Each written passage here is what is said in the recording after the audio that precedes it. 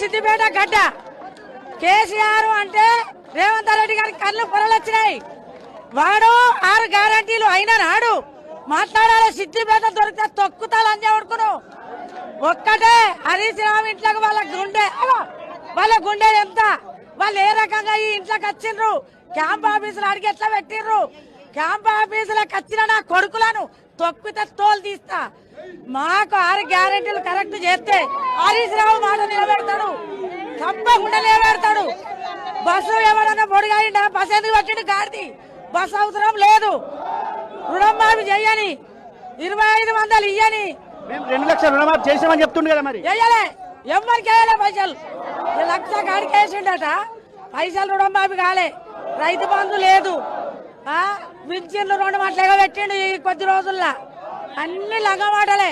అయినా పర్వాలేదు. కేసీఆర్ తండ్రి లాంటి వాడిని తిట్టుడు,